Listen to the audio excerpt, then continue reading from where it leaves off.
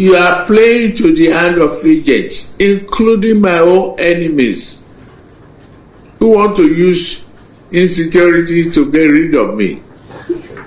I'm a very stubborn politician.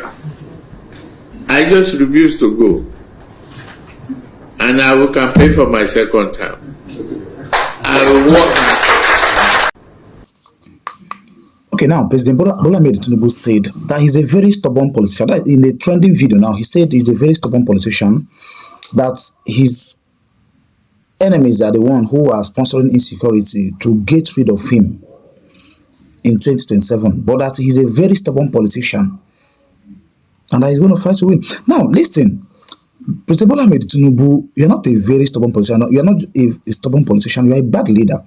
Now, you are just a leader who is not accountable. You're unaccountable.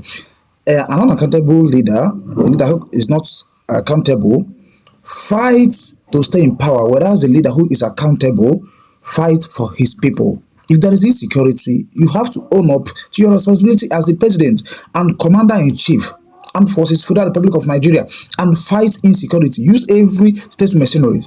It's always easier for you people to use those state machineries like the DSS, police, EFCC, the army, and all of those ICPC, even civil defense, and every other local securities to witch hunt your enemies, imprison your political enemies. And I remember what happened during President Muhammad Buhari's administration, when they went to Imo State, they were bombing towns, killing innocent people. That's how to. But this is something very difficult for them to do in terrorist-infested communities, even in the north, east, west, and south.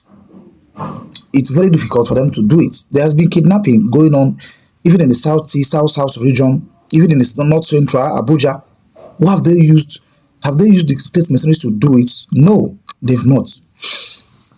Secondly, President Bola Tinubu said he's a very stubborn politician.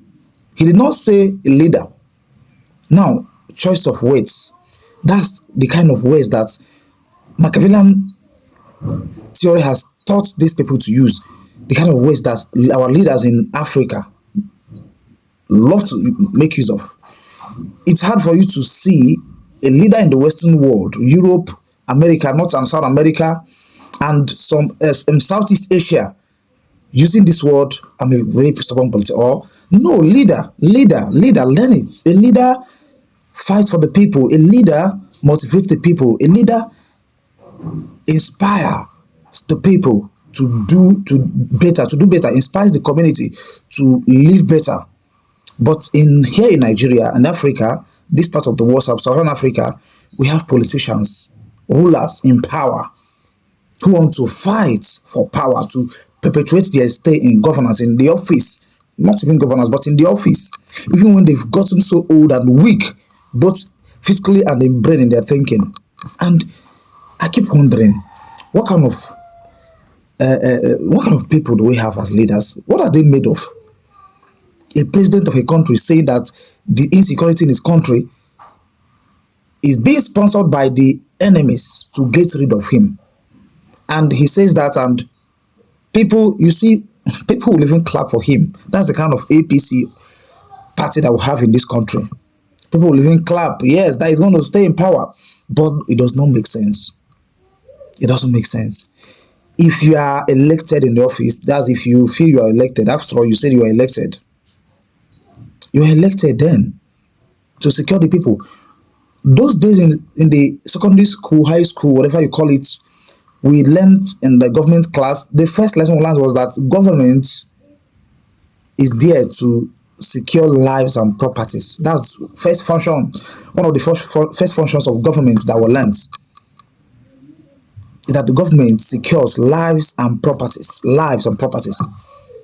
And the president unashamedly is coming out to say that his enemies are sponsoring insecurity to get rid of him.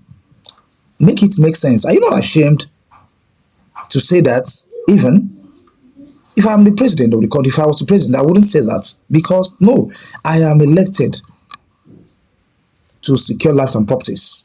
I have the power, the presidential power, the real power to do that. I can use any state machinery. The state machinery is according to the law to enforce things, to get the communities to be secured, to get the bad guys to be arrested, put in their place, put in checks. But no, we live in a country where a president can just come out and just play the blame game. It's the gaslight for me. Most of our leaders most of our rulers are gaslighters. They make us feel bad for what they are doing. You are a leader, for crying out loud. You should secure the people. You should secure the country. You should get the country running. After all, in his first day in office, he said he will hit the ground running. The ground is still crawling. It's not even working, not to talk of running, when we should be flying. I have said this thing repeatedly. President Obama, after his first time in office in the United States, felt that he didn't do much. He owned up to it and pleaded with American citizens to give him a second chance to right the wrongs, to do better. President Bola Tinubu will tell us openly that you failed, and you've not just failed, but you have failed woefully, and you don't deserve a second term. Honestly, a leader, Apostle Johnson Suleiman said it. A leader who has failed in his first term doesn't deserve a second term. Of course, President Bola Tinubu doesn't deserve a second term because he has failed in all the sectors: infrastructure, education, health, security, what have you, even happiness sector. Nigerians are not happy because we are buying fuel at a higher price. Transportation is costly. What is he doing about agriculture? Nothing. But let's just keep pretending. Please don't forget, click on the subscribe button. Subscribe to this YouTube channel. This is Everyday Afri TV. God bless you. And also, follow me on TikTok. Easy of Enugu. You are playing to the hand of agents, including my own enemies, who want to use insecurity to get rid of me.